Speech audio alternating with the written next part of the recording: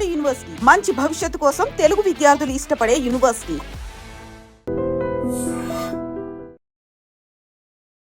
నమస్తే, welcome to I dream. నేను మహేశ్వరి. మనతో పాటు ఉన్నారు అపోలో హాస్పిటల్స్ నుంచి డాక్టర్ శ్రీరామ్ గారు, న్యూరాలజిస్ట్కి సంబంధించి. మరి వారిని అడిగి మరిన్ని విషయాలు తెలుసుకుందాం. శ్రీరామ్ గారు, పెరాలసిస్ అన్నది దాంట్లో కూడా చాలా రకాలు ఉన్నాయి. అండ్ పర్టికులర్గా ఒక సేఫ్ టైం అంటారు, ఆ టైంలో ట్రీట్మెంట్ తీసుకుంటే దీన్ని కంట్రోల్ చేయొచ్చు, సేవ్ చేయొచ్చు అనేసి అంటూ ఉంటారు. ఈ విషయాల గురించి ఈరోజు మనం మాట్లాడుకుందాం. అసలు పెరాలసిస్లో ఎన్ని టైప్స్ ఉంటాయో చెప్తారా ఫస్ట్? ముఖ్యంగా స్ట్రోక్ రెండు విధాలుగా ఉంటుందండి. ఒకటి, ప్రతి మనిషికి గుండె నుంచి రక్తనాళాల ద్వారా మెదడుకి రక్త సరఫరా అనేది అవసరము.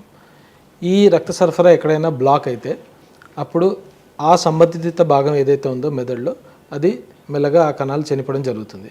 దీన్ని ఇస్కెమిక్ స్ట్రోక్ అంటాము. ఇది అన్నిటికంటే సాధారణంగా వచ్చే స్ట్రోక్ అనేది ఇస్కెమిక్ స్ట్రోక్ అండి. ఇది రక్తనాళం బ్లాక్ అయిపోవడం వల్ల వచ్చేది. రెండో రకమైన స్ట్రోక్ ఏంటి అంటే రక్తనాళంలో ప్రెషర్ పెరిగి రక్తనాళం చిట్లిపోవడం. చిట్లి మెదడులో రక్తస్రావం అయితే దాన్ని హిమరేజిక్ స్ట్రోక్ అంటాము. ఓకే, సో ఈ ఇస్కెమిక్ స్ట్రోక్ మళ్ళీ రావడానికి కారణాలు రకరకాలు ఉంటాయండి. దాంట్లో ఒకటి ఏంటి అంటే గుండెలో ఏదైనా ప్రాబ్లం ఉండి, వాల్వ్ ప్రాబ్లం కానీ, గుండె పంపింగ్ సరిగ్గా లేకుండా అక్కడ రక్తం గూడు కట్టి చిన్న క్లాట్ గుండెలోంచి బయటకు వచ్చి మెదడులోకి వెళ్ళింది అనుకోండి, దాన్ని కార్డియో ఎంబోలిక్ స్ట్రోక్ అంటాం అనమాట. దానికి ట్రీట్మెంట్ కొద్దిగా వేరే ఉంటుంది. లేదా మెడలో కానీ లేకపోతే డైరెక్ట్ బ్రెయిన్లో కానీ ఉన్న రక్తనాళాలు ఏవైతే ఉన్నాయో వాటిల్లో కొలెస్ట్రాల్ ఇంకా కాల్షియం ప్లాకులు చేరి అక్కడ బ్లాక్ అయితే అది ఇంకో కారణం అండి. మూడో కారణము మనం సాధారణంగా చూసేది ఏంటి అంటే లాక్యునర్ స్ట్రోక్స్కి హై బ్లడ్ ప్రెషర్. ఎవరికైతే హై బీపీ ఉంటుందో వాళ్ళకి కూడా ఈ స్ట్రోక్స్ వచ్చే ఛాన్స్ చాలా ఎక్కువ. రిస్క్ ఫ్యాక్టర్స్ అంటారా ఈ ఇస్కెమిక్ స్ట్రోక్కి? High BP, cholesterol, diabetes plus ఎక్కువ ఏజ్ ఉన్న వాళ్ళకి వచ్చే ఛాన్సెస్ చాలా ఎక్కువ ఉంటాయండి. అది. అండ్ ముఖపక్షవాతం అనేసి అంటూ ఉంటారు కదా, దాని గురించి చెప్తారా? ముఖపక్షవాతం అనేది ఫేషియల్ పాలసీ అంటామండి. దాంట్లో ఒకవైపు ముఖం ఏదైతే ఉందో దానికి సంబంధించిన నరము వీక్ అయిపోవడం వల్ల ఈ ముఖం పారాలిసిస్ వస్తుందండి. సో ఆ నరము వాళ్ళకి సిమ్టమ్స్ ఎలా ఉంటాయి అంటే కన్ను మూసుకోలేరు. కన్ను మూయడానికి ట్రై చేస్తే ఒక కన్ను మూసుకుంటుంది కానీ రెండోది మూసుకోదు. మాట్లాడితే ఏంటంటే మూతి నార్మల్ వైపు కదులుతుంది, అబ్నార్మల్ వైపు కదలదు. సో మనకి ఏమనిపిస్తుంది, మూతి తేడా వెళ్ళిపోతుంది ఒకవైపుకి అని. సో దానికి ఆపోజిట్ సైడ్లో యాక్చువల్లీ మూతి కదలట్లేదు, అందుకని ఇటువైపు మనం మాట్లాడుతుంటే వెళ్ళిపోతుంది. అది ఒకవైపు మెదడు ముఖం ఇలా ఒకవైపు ఫ్లాట్ అయిపోయినట్టు అనిపిస్తుందండి. సో ఇది సాధారణంగా కారణం మనకి మెజారిటీ పేషెంట్స్లో అంటే 50% మందిలో మనకి కారణం అనేది దీంట్లో తెలియదండి. యూజువల్గా వాళ్ళకి గాలి తగిలింది అంటారు, లేకపోతే ఇంకోటి అంటారు.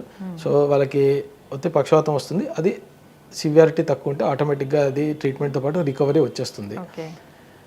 డయాబెటిక్స్లో ఎక్కువ చూస్తామండి. డయాబెటీస్ ఉన్న వాళ్ళలో మనము ఎక్కువగా ముఖపక్షవాతం రావడం అనేది చూస్తాము. ఇంకా కారణాలు ఉంటాయి. అంటే హెచ్ఐవి ఉన్న వాళ్ళలో కానీ లేదా సార్కాయిడోసిస్ అంటాము, అది వాళ్ళలో కూడా ముఖపక్షవాతం అనేది మనము చూస్తూ ఉంటాము.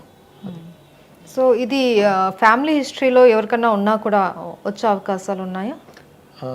ముఖపక్షవాతం ఫ్యామిలీ హిస్టరీలో నుంచి రావడం చాలా అరుదు.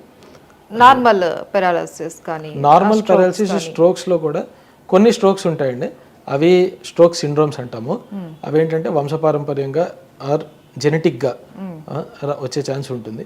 అలాంటి స్ట్రోక్స్ యూజువల్లీ చిన్న వయసులో వస్తాయండి. ఓకే, చిన్న వయసులో వస్తాయి. సో జెనెటిక్గా ఉన్నప్పుడు వాళ్ళు ప్రీవియస్గా ఏమైనా ట్రీట్మెంట్ తీసుకోవచ్చా? ఇప్పుడు మదర్ ఫాదర్కి ఉన్నప్పుడు పుట్టే బేబీ పుట్టిన తర్వాత అయినా సరే ఒక స్టేజ్లో ఈ ట్రీట్మెంట్ తీసుకుంటే రాకుండా ఉండే అవకాశాలు ఉన్నాయా?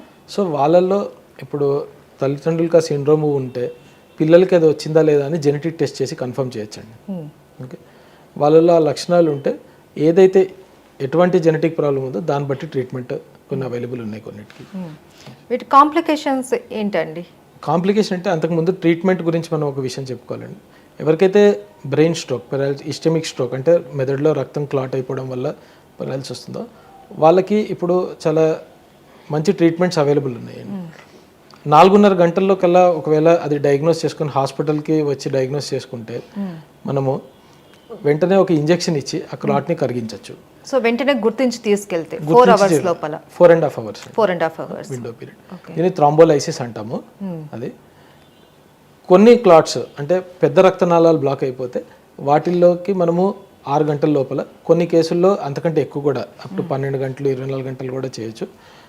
వైర్ పాస్ చేసి ఆ క్లాట్ని తీసేసేయచ్చు బయటికి, దాన్ని మెకానికల్ థ్రాంబెక్టమీ అంటాము. సో ఇవి చేయగలిగితే పేషెంట్కి కాంప్లికేషన్స్ తక్కువ ఉంటాయండి. కాంప్లికేషన్ అంటే వాళ్ళ అవుట్కమ్, వాళ్ళ చెయ్యి కాలు పూర్తిగా పడిపోయిన వాళ్ళు కూడా తొందరగా రికవర్ అయ్యి వాళ్ళకి అట్లీస్ట్ వాళ్ళ మొబిలిటీ అనేది కూడా వెనక్కి వచ్చే ఛాన్స్ చాలా ఎక్కువగా ఉంటుంది, వాళ్ళకి రెస్పాన్స్ చాలా బాగుంటుంది. అదే మనము సరే గుర్తించలేదు ఈ విండో పీరియడ్లో మనకి లేట్ అయిపోయింది అనుకుంటే రక్తం పలచబడే ట్యాబ్లెట్స్, దాంతో కొలెస్ట్రాల్ తగ్గించే ట్యాబ్లెట్స్ ఇవి ఉంటాయి, వాటి ద్వారా కూడా మనము స్ట్రోక్ని మేనేజ్ చేస్తాము. అది దెన్ ఇలాంటి వాళ్ళకి ఏంటి అంటే ఒకవేళ విండో పీరియడ్ మిస్ అయితే కొద్దిగా వాళ్ళకి ఆ వీక్నెస్ అనేది ఎక్కువ రోజులు ఉండిపోయే ఛాన్స్ ఉంటుందండి.